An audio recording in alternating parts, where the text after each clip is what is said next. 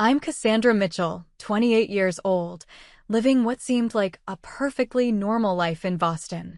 My graphic design career was thriving, my apartment cozy, my life orderly, until that night. At 2 a.m., violent knocking shattered my sleep.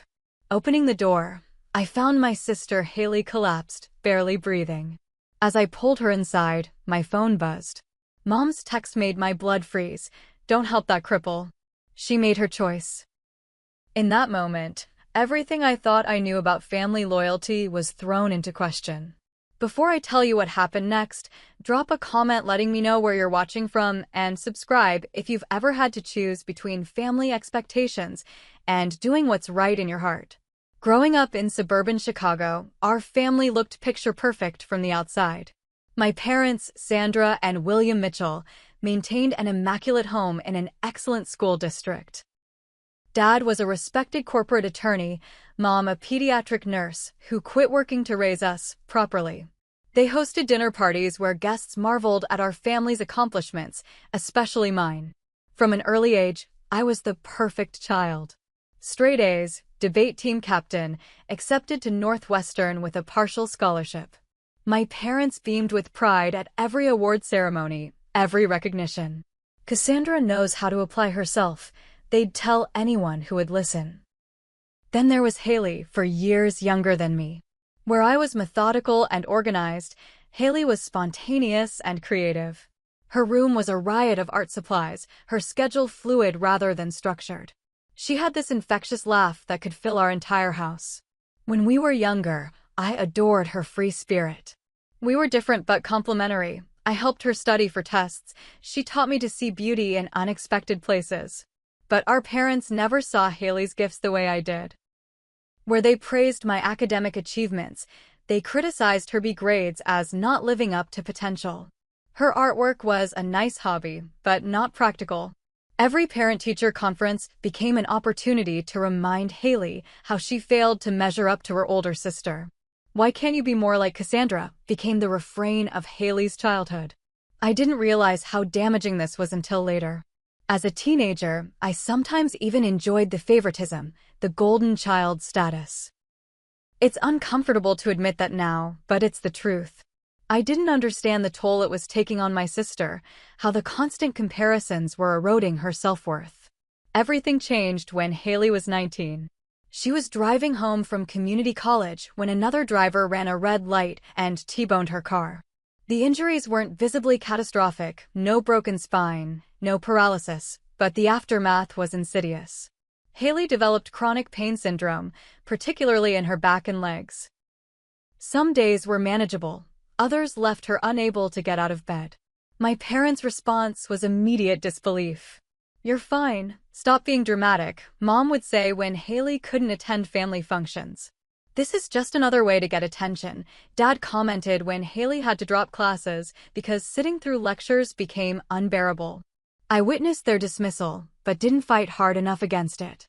I'd offer weak defenses, "Maybe she really is hurting," but would back down when my parents unleashed their counterarguments. They were so convinced, so authoritative in their certainty that Haley was exaggerating. Mom, despite being a former nurse, was the worst. "I know what real pain looks like," she'd declare, as if pain were only legitimate when visible like a broken bone or a bleeding wound. After a while, they stopped taking Haley to specialists when the diagnoses confirmed her chronic pain condition. Doctor shopping, they called it, convinced Haley was manipulating medical professionals to validate her supposed disability. They refused to help her apply for disability benefits, calling it giving up on life before it even starts. When I graduated college and landed my first graphic design job in Boston 3 years ago, I felt both excitement and guilt. I was escaping the growing tension at home, the daily battles over Haley's health. I promised to stay in touch, to visit often. But life got busy, visits became less frequent, and our once close relationship dwindled to occasional texts and monthly calls. The distance made it easier to believe what my parents told me, that Haley was improving but choosing to remain dependent. That she could work if she really wanted to. That their tough love approach was necessary to prevent her from settling into victimhood. I knew Haley was still living with our parents, unable to sustain employment long enough to support herself independently. I knew she had been denied disability benefits twice, largely because our parents refused to provide supporting documentation or transportation to evaluations. I knew she was isolated, with former friends moving on with their lives while hers remained stagnant. What I didn't know, what I chose not to see, was how much worse things had become. Looking back, there were signs in our conversations: Haley's increasing reluctance to discuss her daily life, her vague responses when I asked about her medical care, the way her voice would drop to a whisper when our parents were nearby. I hadn't seen Haley in person for almost a year before she appeared at my door that night.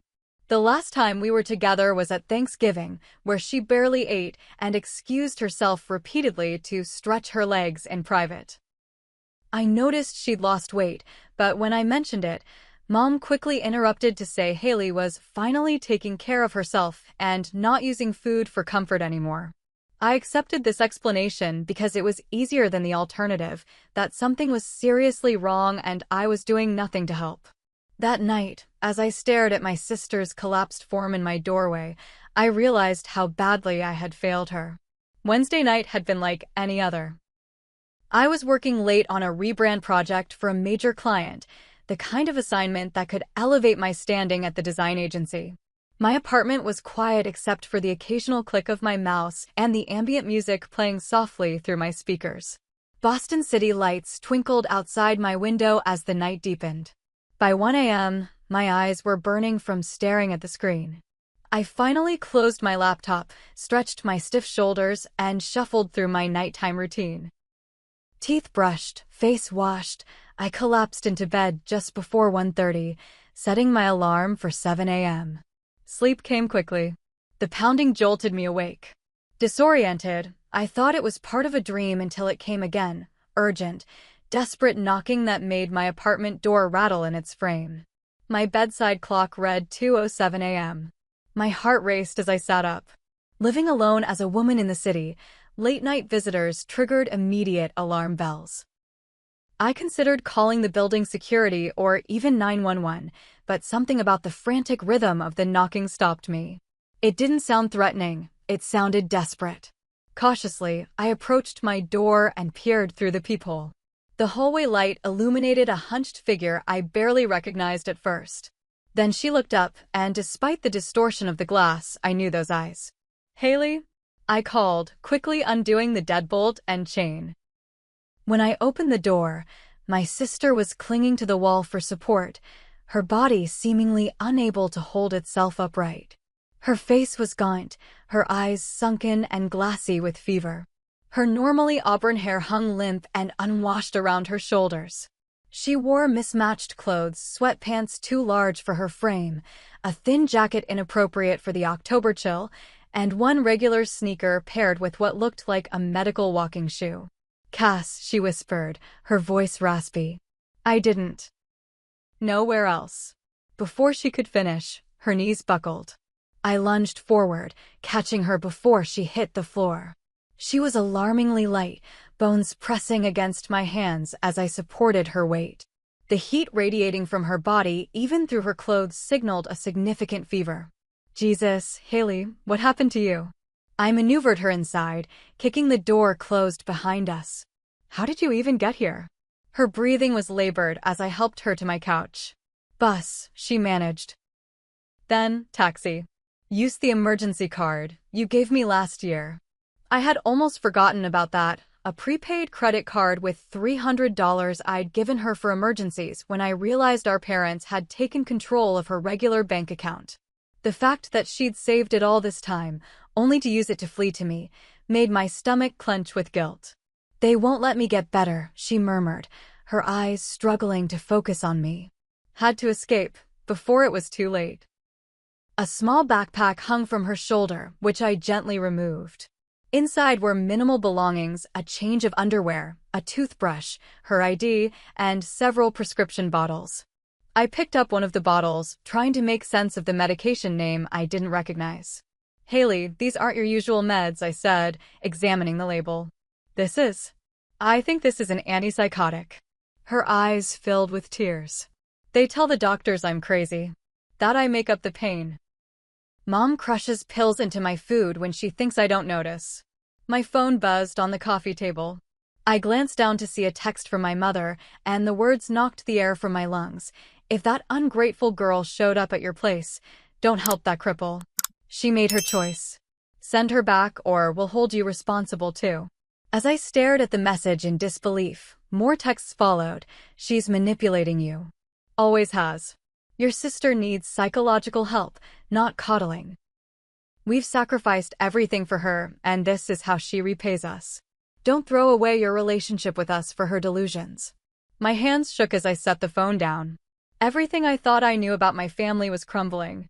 All those years of believing my parents were strict but loving, that they wanted what was best for both of us despite their flawed approach, it all seemed like a carefully constructed lie.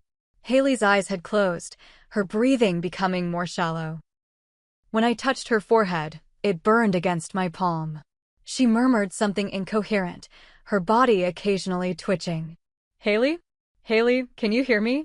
I gently shook her shoulder, but got no response. For a brief, terrible moment, I found myself considering my mother's words. Was Haley manipulating me? Was this some elaborate performance to gain sympathy? The thought made me sick as soon as it formed. This was my sister, clearly suffering, possibly dying on my couch. And I was still giving our parents the benefit of the doubt. When Haley's breathing became increasingly labored and she wouldn't respond to my voice, I made my decision. I picked up my phone, ignored the 3 new messages from my mother, and dialed 911. I need an ambulance, I told the operator, my voice steadier than I felt. My sister is unresponsive with a high fever. She may have been given medication that wasn't prescribed for her condition. As I gave them my address and answered their questions, I watched Haley's chest rise and fall with each difficult breath. I had spent years trusting the wrong people. I wouldn't make that mistake again. The paramedics arrived within minutes, their efficiency both reassuring and terrifying. They asked rapid-fire questions I struggled to answer. What medications was she taking? Did she have any allergies? When did her symptoms begin? The gaps in my knowledge about my own sister's medical history felt like indictments.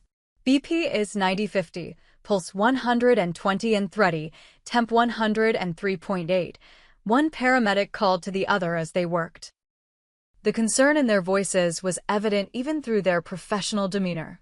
"Ma'am, we need to transport her immediately," the female paramedic told me as they transferred Haley to a stretcher. "Will you be riding with us or following?" "I'm coming with her," I said, grabbing my purse and keys. I wouldn't let Haley out of my sight again. In the ambulance, I held Haley's limp hand while the paramedics inserted in 4 and attached monitoring equipment. The wail of the siren above us seemed to punctuate the gravity of the situation. "Has she been sick long?" the paramedic asked as he checked Haley's pupils. I don't know," I admitted, shame washing over me. "We haven't seen each other in person for almost a year. She lives with our parents in Chicago. I didn't know she was coming until she showed up tonight." The paramedic's expression remained neutral, but I felt judged nonetheless. What kind of sister doesn't know if her sibling has been ill? Massachusetts General Hospital's emergency department was a blur of activity. Haley was immediately wheeled away behind double doors while I was directed to a waiting area and given clipboard after clipboard of forms to fill out. I left most fields blank, realizing how little I knew about Haley's current medical situation. The waiting room was purgatory. Every time the doors opened, I looked up expectantly, only to see someone else's name being called. My phone continued to buzz with messages from my parents, growing increasingly threatening. "We're calling the police to report Haley missing. Your father is contacting his attorney friend. You have no idea what you're getting involved in." I silenced my phone and slipped it into my pocket. 3 hours into waiting, exhaustion and anxiety collided. I found myself staring at a children's show playing on the waiting room TV, memories flooding back unbidden. Haley at 6, showing me a drawing she'd made of our family, stick figures holding hands under a smiling sun. Mom taping my straight A report card to the refrigerator, while Haley's B average report disappeared into a drawer. Haley crying after her middle school art show, where our parents had shown up late and left early. Me at my high school graduation, the center of attention, while Haley quietly took photos from the sidelines. The gradual dimming of the light in my sister's eyes as year after year, she was deemed less worthy of attention, of love. Ms. Mitchell. I startled at the sound of my name. A doctor in blue scrubs stood in the doorway, clipboard in hand. I'm Dr. Evans. Your sister has been stabilized, but I need to speak with you about her condition. He led me to a small consultation room and closed the door before sitting across from me. His expression was grave. Ms. Mitchell, your sister is seriously ill.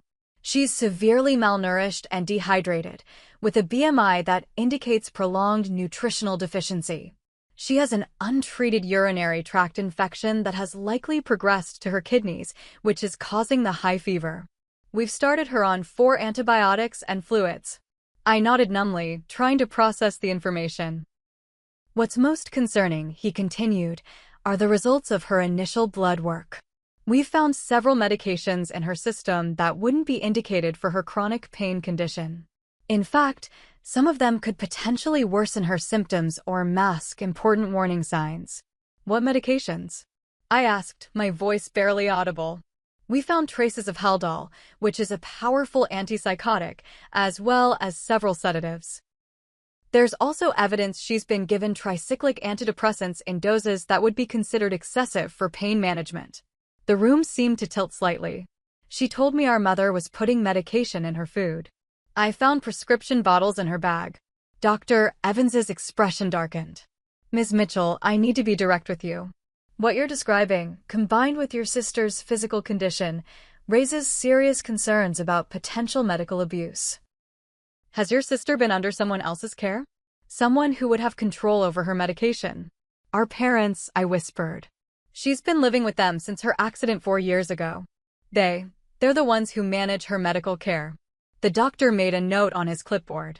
I'm going to have to report this to the appropriate authorities. In cases like this, we're mandatory reporters. As if on cue, there was a knock at the door. A woman in plain clothes entered, showing a badge. I'm Officer Ramirez.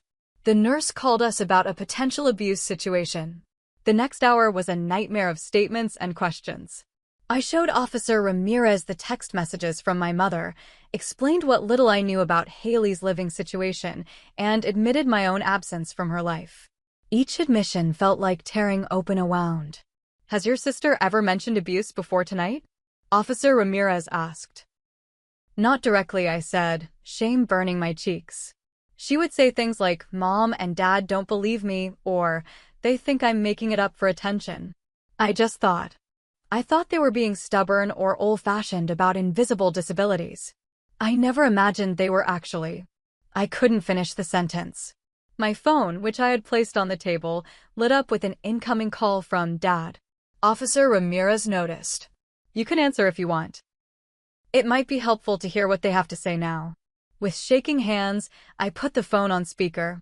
Cassandra Elizabeth Mitchell, my father's voice boomed, using my full name as he did when I was in trouble as a child. What the hell do you think you're doing? Dad, Haley is in the hospital. She's very sick. Of course she is, he scoffed. She's always sick when it gets her what she wants. I thought you were smarter than this. The doctors found medications in her system that could have killed her, I said, my voice gaining strength from the officer's presence. Medications she shouldn't have been taking. There was a pause before he spoke again, his tone lowered but more menacing. You're interfering in things you don't understand. Your mother and I have been dealing with Haley's mental health issues for years. Those medications were prescribed by professionals. For what condition, Dad? Because they're not appropriate for chronic pain. That's between her doctors and us. We're her legal caregivers. You're just stirring up trouble, and I promise you'll regret it. We've already spoken to Stanley. Stanley was his friend, a partner at a prestigious law firm. He says we have grounds to sue for interference and defamation if you continue with these wild accusations. Officer Ramirez signaled for me to keep him talking. Why did Mom tell me not to help Haley? Why did she call her a cripple? I asked. Another pause. Your mother was upset. Haley stole money from us before running away. She's been increasingly paranoid, making up stories about us poisoning her. It's part of her delusions. So Mom didn't text me saying not to help that cripple? A longer pause. I'm sure that's not exactly what was said. You're twisting things, just like your sister. Officer Ramirez motioned for me to wrap up the call. Dad, I can't talk anymore right now. I'm staying with Haley. Cassandra, listen to me very carefully. His voice dropped to a harsh whisper. If you choose her over your family, there will be consequences. Your job, your reputation, everything you've worked for, we can make it all disappear. Think very carefully about whose side you're on. The call ended, and I looked up at Officer Ramirez, whose expression had hardened. That was illuminating, she said, making notes. We'll need a copy of those text messages, and I'd like you to come down to the station tomorrow to make a formal statement. After the officer left, a social worker named Maya came to speak with me. She was a woman in her 40s with kind eyes and a no-nonsense demeanor. Your sister has been trying to leave your parents' home for months, she explained, reviewing notes on her tablet. According to the initial interview our colleague conducted while you were speaking with the police, Haley has reached out to several domestic violence shelters in Chicago, but was turned away because she needed medical care they couldn't provide. Why didn't she call me? I asked, voice breaking. She says she tried once, about 3 months ago. Your mother intercepted the call and punished her by taking away her phone for weeks. Each new revelation was a knife twisting deeper. Maya explained that the medical evidence strongly suggested systematic neglect and possibly intentional harm through inappropriate medication. There would likely be a criminal investigation, and Haley would need a safe place to recover once she was discharged. Can I see her? I asked after absorbing as much as I could. Maya led me to Haley's room in the general medical ward. My sister looked tiny in the hospital bed, surrounded by machines and 4 bags.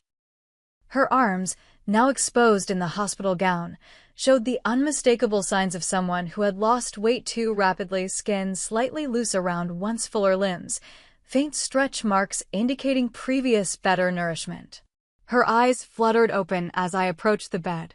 Cass, she whispered, her voice raspy. You're still here?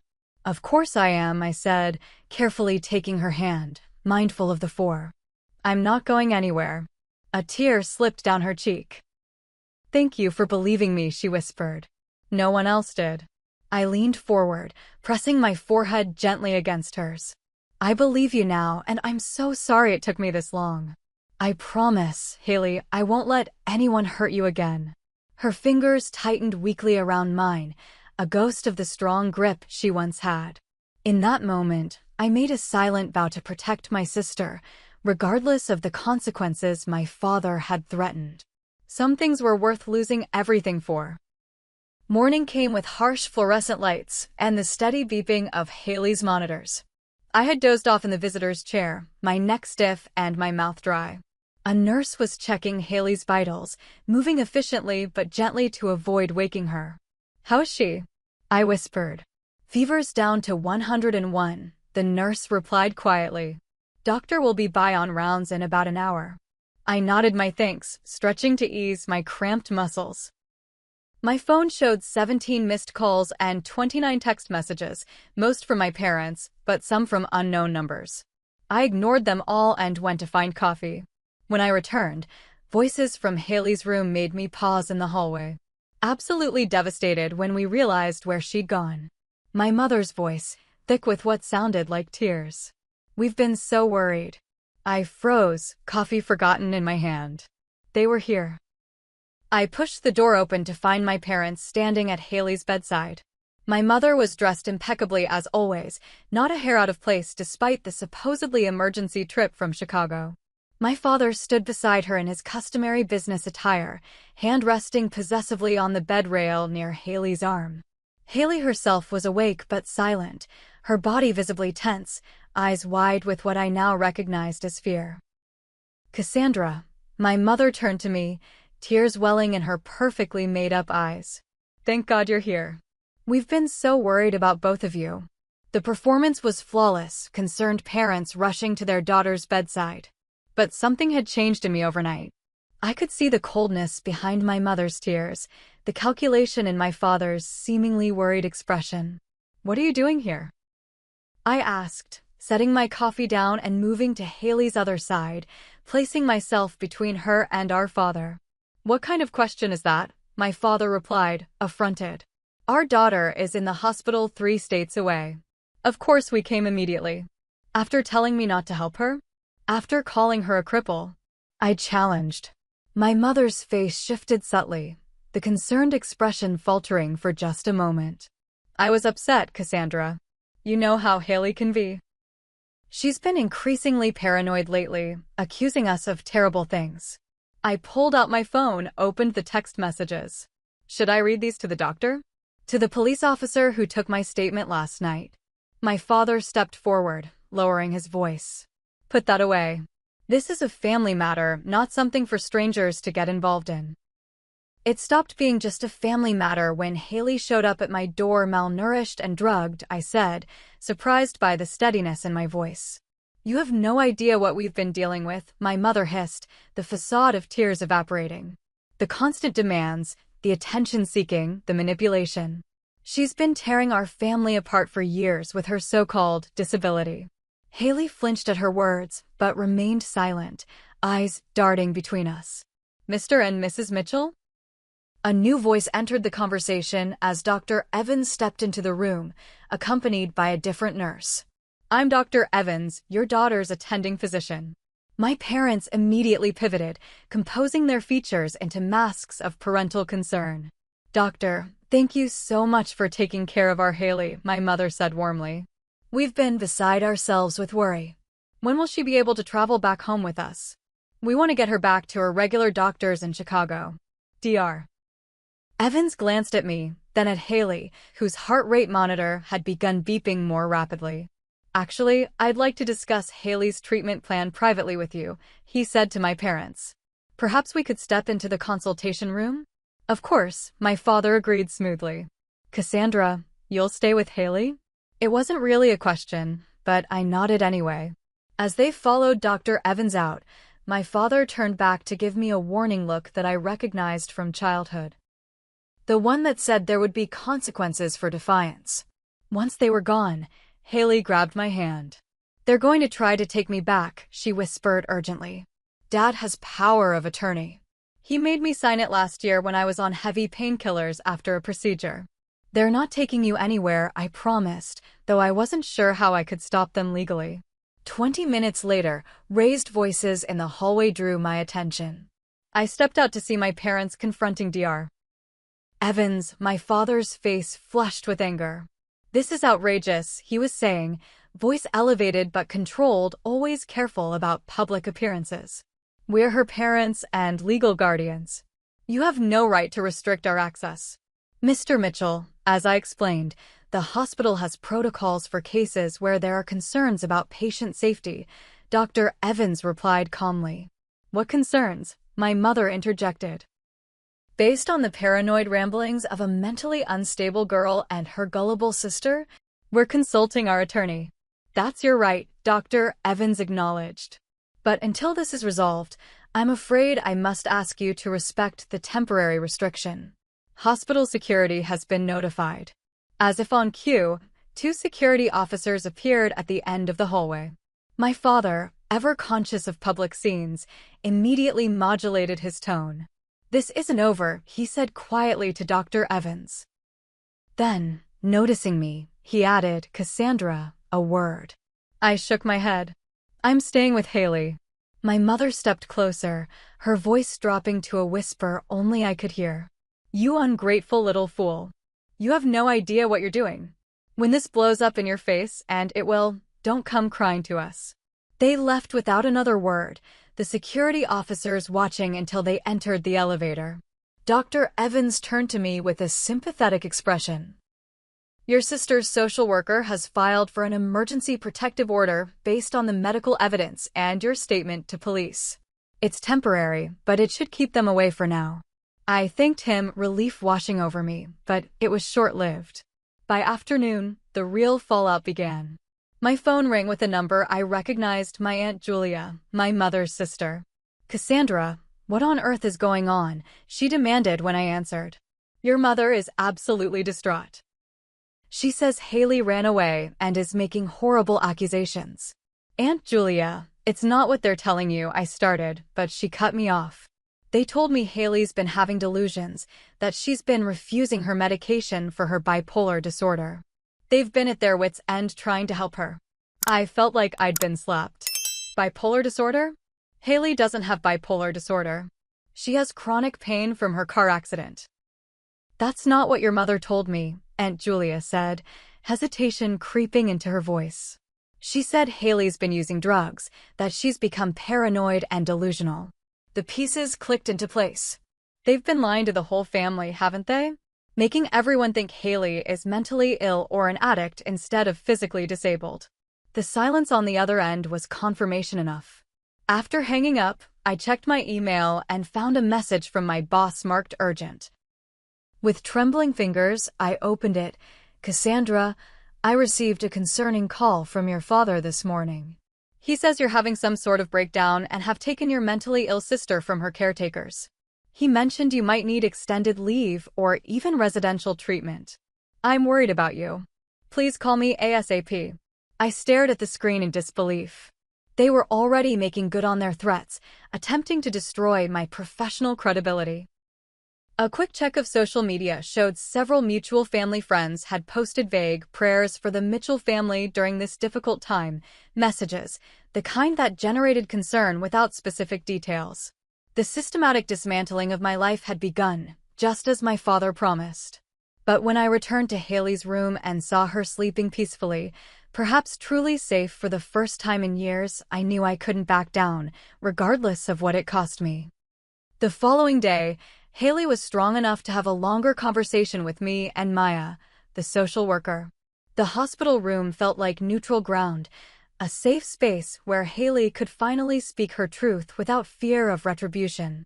It started getting really bad about 2 years ago, Haley explained, her voice stronger though still raspy. After I was denied disability benefits for the second time. Your parents didn't support your application? Maya asked, though we all knew the answer. Haley gave a bitter laugh. Support it? They sabotaged it. Dad told the evaluator I had a history of exaggeration and Mom, using her nursing background, suggested my symptoms were psychosomatic. I felt sick imagining my parents actively working against Haley receiving help she desperately needed. After that, they said since I couldn't support myself and refused to get better, I had to follow their rules completely. They controlled everything, my food, my medication, who I could talk to. Maya nodded, taking notes. Were you allowed to see doctors independently? Never. Mom or Dad was always in the room. If I tried to speak to a doctor alone, they'd tell the doctor I was paranoid and needed supervision. When I started getting worse from the wrong medications, they told everyone I was becoming mentally unstable. How did you figure out they were giving you the wrong medications? I asked. Haley's eyes met mine. I got suspicious when my symptoms kept getting worse instead of better. One night about 6 months ago, I pretended to swallow my pills, but kept them under my tongue. Later, I looked them up online. One was an antipsychotic, one was a strong sedative, and one was supposedly for nerve pain, but at a dose way higher than recommended. She reached for the small backpack I'd brought from my apartment, which now sat on her bedside table. I need to show you something. From a hidden pocket in the lining, she pulled out a small notebook with a worn cover. I started documenting everything.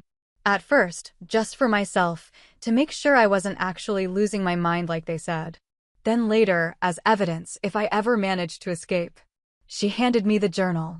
Inside were dated entries in Haley's familiar handwriting, documenting daily medications, symptoms, conversations, and incidents. There were careful notes about which pills were which, descriptions of side effects, and times when she believed medication had been added to her food. Most disturbing were the detailed accounts of emotional and psychological abuse. April 17th, Mom told Dr. Phillips I've been making up new symptoms. When I tried to describe the numbness in my legs, she interrupted to say I'd been watching medical shows and adopting symptoms I saw. Dr. P prescribed anxiety medication instead of running the tests I asked for. May 23rd. Dad took my phone away after catching me texting my old roommate Katie. Said I was spreading lies about my treatment. No outside contact allowed for 2 weeks as punishment. June 8th. Tried to eat less of the dinner I suspected was medicated. Mom forced me to finish everything, stood over me until I swallowed every bite. Felt dizzy and confused within 30 minutes. Slept for 14 hours. Page after page documented a systematic campaign to isolate Haley, discredit her, and control her through medication and psychological manipulation. There's more, Haley said quietly, taking the journal back and removing several folded papers from the back cover. She handed them to Maya. Photos I managed to take of the pills they were giving me, alongside printouts of what they actually look like from medical websites. And screenshots of text messages between Mom and Dad that I found when Mom left her phone unlocked. Maya unfolded the papers, and I leaned over to see. The evidence was damning. The text messages between our parents were particularly chilling. Increased H's sedative dosage.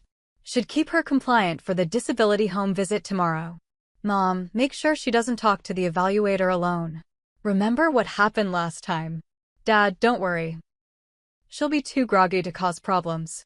If necessary, I'll tell them her mental state requires my presence as a medical professional. Mom, and most disturbing, we need to discuss long-term solutions.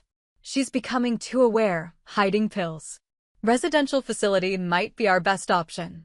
Found one in Wisconsin that takes difficult cases. Insurance would cover if we get the right diagnosis. Dad, the specialist I talked to suggested we could make a case for involuntary commitment if we document enough delusional episodes. Keep track of everything you can use. Mom, I had to step away, ball rising in my throat. These were my parents, the same people who had attended my school plays, who had taught me to ride a bike, who had seemed strict but loving throughout my childhood. How could I have been so blind to who they really were? Cassandra, Haley called softly. I don't blame you for not knowing. They were careful to keep the worst of it hidden from everyone. I returned to her bedside, tears streaming down my face. I should have seen it. I should have protected you. I abandoned you. They fooled everyone, Haley insisted. My doctors, our family, even me sometimes. I started to believe I really was crazy, that the pain was in my head. They're expert manipulators. Maya reviewed the evidence carefully. This appears to be a clear case of medical abuse and potential financial exploitation. Haley, did your parents have access to your finances? Haley nodded. They controlled everything. Dad set up a joint account when I moved back home after the accident. My disability checks went straight there. Disability checks? I asked, confused. I thought you were denied benefits. I was initially, Haley explained. But I reapplied with help from a patient advocate I met at physical therapy. I was approved about a year ago. Dad said he was managing the money for me, saving it for when I really needed it. I never saw any of it. Maya made a note. We'll need to look into potential financial abuse as well. This could strengthen the case for a more permanent protective order. The weight of the decision before me was immense. Supporting an investigation against my own parents could mean permanent estrangement, professional consequences, and potential financial hardship. They had already begun their campaign to discredit me, and my father had the connections to make his threats reality. But looking at Haley, my little sister who had endured years of abuse while I looked the other way, I knew there was only one choice I could make. What do you need from me? I asked Maya. Your formal statement supporting the investigation would be most helpful, she replied. Also, Haley will need a safe place to recover once she's discharged. She can't return to your parents' home. She'll stay with me, I said without hesitation. I'll make whatever arrangements are necessary. Later that afternoon, Officer Ramirez returned to take my official statement. I provided copies of the text messages, described my parents' behavior at the hospital, and confirmed my willingness to testify if needed. As I signed the statement, I felt a strange mix of grief and relief. Grief for the family I thought I had, relief for finally standing on the right side. The hospital legal department informed us that my parents had contacted their attorney, who was arguing that Haley was mentally incompetent and that my father should retain medical decision-making authority as her power of attorney. We filed an emergency petition to have the power of attorney temporarily suspended based on the evidence of potential abuse, the hospital's patient advocate explained. The judge granted a temporary restraining order preventing your parents from making medical decisions or having contact with Haley until the hearing next week. It was a small victory, but an important one. That night, as Haley slept, I sat by her window watching the Boston skyline glitter in the darkness. My phone contained dozens of missed calls and messages from family members and friends, many of them clearly influenced by whatever story my parents were spreading. I scrolled through them, noting who was asking questions and who had already taken sides.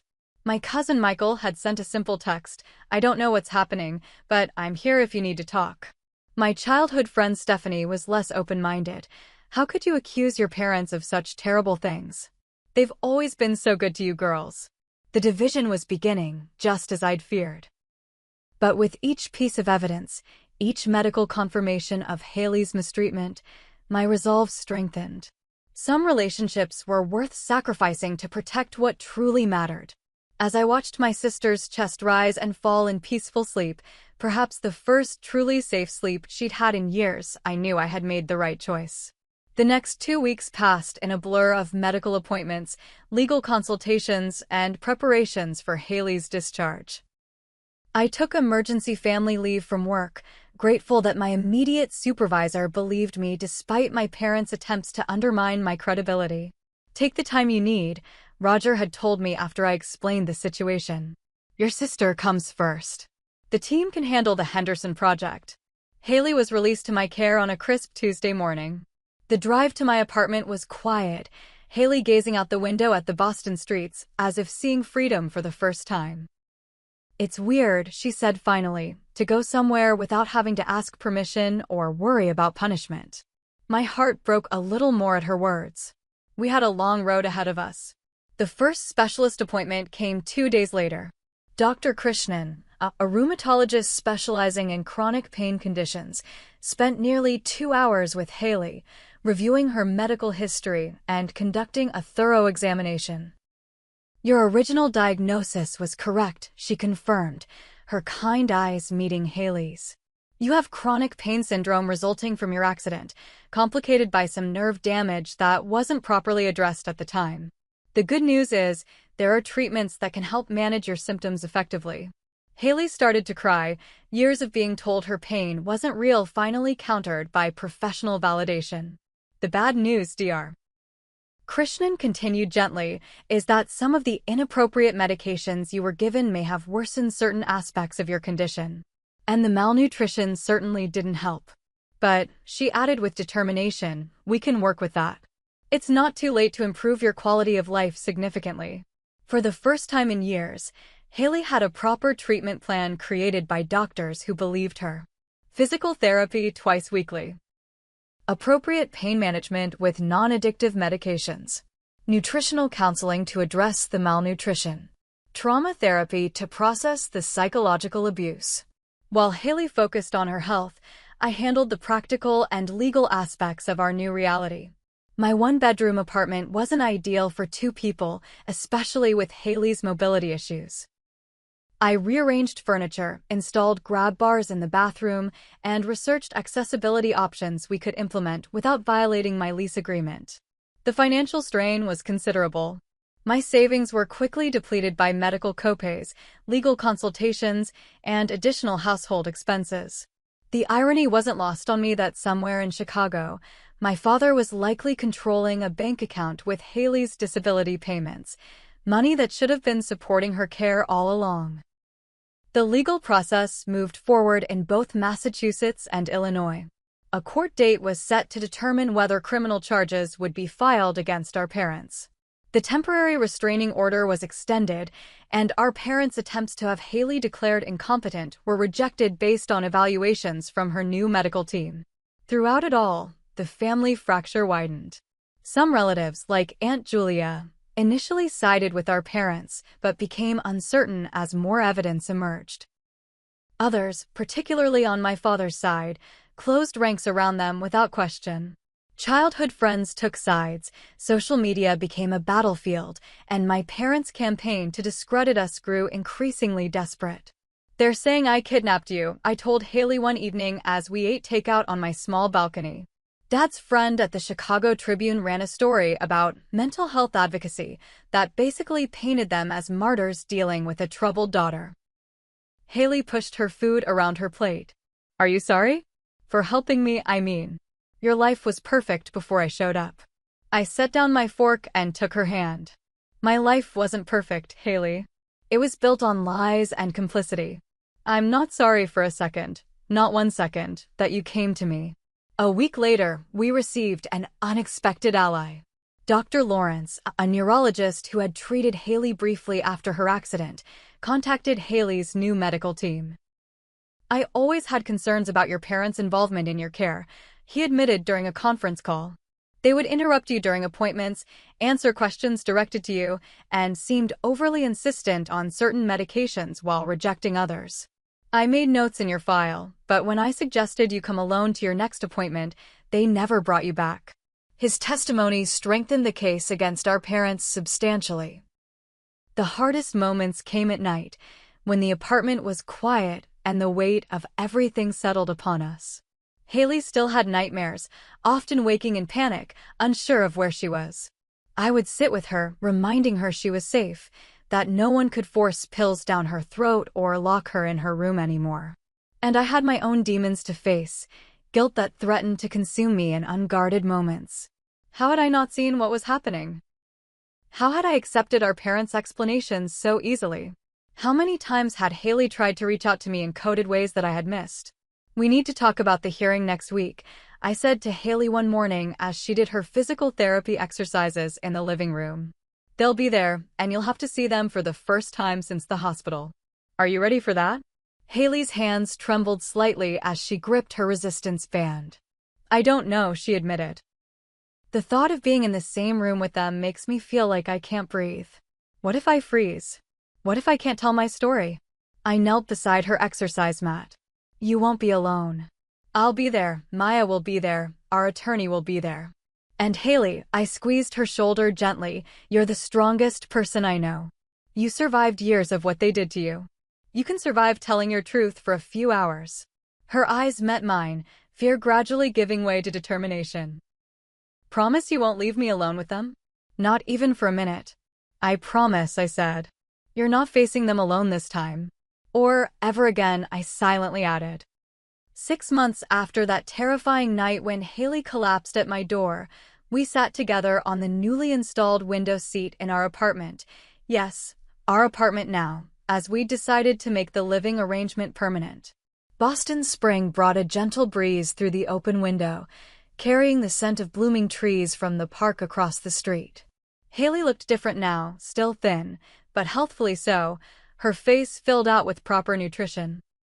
Her hair had regained its auburn shine, and though she still used a cane most days, her physical therapist was pleased with her progress. The proper treatment plan had made a world of difference. "I got accepted," she said, passing me her tablet, which displayed an email from the Massachusetts College of Art and Design. "Online program in graphic design. I can study at my own pace, working around my good and bad days." "Haley, that's amazing." I hugged her carefully, mindful of her still tender points. "We should celebrate tonight." My own career had recovered from the initial damage our parents attempted to inflict. After a brief leave of absence, I returned to the design agency with my supervisor's full support. I'd even expanded my professional focus to include accessibility design and had recently completed a project for a disability advocacy organization. The legal matters had been resolved with less drama than we'd feared. Our parents received 3 years of probation and mandatory counseling rather than jail time, a result Haley and I had actually advocated for. As she wisely pointed out, seeing them punished wasn't as important as ensuring they couldn't hurt her anymore. A permanent restraining order prevented them from contacting either of us.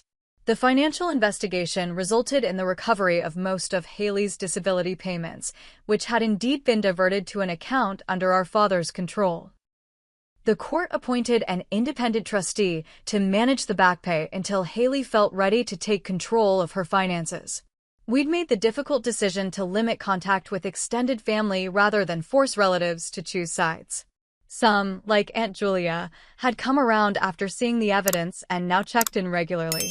Others remained firmly in our parents' camp, convinced that Haley was mentally unstable and I had been manipulated. We had learned to let go of the need for universal understanding or validation. Therapy had been essential for both of us, individual sessions for our specific traumas and occasional joint sessions to rebuild our sisterly relationship. We were learning to communicate honestly, to recognize the manipulation tactics we'd both internalized from our upbringing, and to establish healthy boundaries with each other and the world. Do you ever miss them? Haley asked suddenly, her eyes on the distance outside our window. Mom and Dad, I mean. I considered the question carefully. I miss who I thought they were, I answered honestly. I miss the idea of having parents who truly loved us. But the real them? No, I don't miss the real them at all. Haley nodded. Sometimes I have these dreams where Mom is kind, where she believes me about the pain and helps instead of hurts. I wake up crying, missing this mother who never actually existed. I took her hand. That's the hardest part, isn't it? Grieving people who are still alive but were never who we needed them to be. The therapist says that's normal, Haley replied. Grief for the family we deserved but never had. We sat in companionable silence for a while, watching pedestrians pass by on the street below, each wrapped in their own life stories, their own invisible battles. You know what still amazes me? Haley said finally. How easily manipulation can hide abuse in supposedly respectable families. Everyone thought our parents were these great people, Dad the successful attorney, Mom the former nurse who gave up her career for her children. Their house was always perfect when people visited. They donated to charities, went to church, did everything right on the surface. People believe what's comfortable to believe, I said. It's easier to think a young woman is exaggerating her pain than to accept that her parents are systematically drugging her. It's easier to dismiss invisible disabilities than to accommodate them. Being believed is the first step to healing, Haley murmured, echoing a phrase from her support group. When you believed me that night, you saved my life. Literally and figuratively. The weight of that truth settled between us, how close we had come to a very different outcome. If I had listened to our mother's text, if I had sent Haley away or returned her to our parents' care, she might not have survived. The medical reports had made that devastatingly clear. I'm thinking about starting a blog, Haley said, changing the subject. About chronic illness, invisible disabilities, and medical gaslighting. So many people in my support group have similar stories, not as extreme as mine, but the same patterns of not being believed, being told it's all in their head. I think that's a fantastic idea, I encouraged her. Your voice matters, and your experience could help others recognize warning signs earlier than we did. As evening fell, casting long shadows across our living room, I reflected on how dramatically our lives had changed in half a year. The family we were born into had shattered beyond repair, but in its place, we were building something stronger, a chosen family based on truth, respect, and genuine love rather than control and appearances. Family, I had learned, wasn't defined by blood, but by who stood beside you when standing was hardest. It was defined by those who believed your truth even when doubting would be easier. It was about support without strings, love without conditions. For those watching who might be in situations similar to what Haley endured, or who suspect someone they know might be suffering in silence, trust your instincts. When something feels wrong, it often is. Invisible pain is still real pain. Invisible abuse is still real abuse. And help is available, even when it seems like the whole world is aligned against you. If this story resonated with you, please share it to help others recognize the signs of medical abuse and gaslighting. Drop a comment if you or someone you know has experienced dismissal of chronic pain or invisible disabilities. Your story matters and deserves to be heard. Subscribe to join our community of survivors and allies working to bring these hidden struggles into the light. And remember, the most important thing you can say to someone who's suffering is simply, "I believe you." Thank you for listening to our story. May you find the strength to seek or offer help when it's needed most, and the wisdom to know that family is defined by love, not obligation.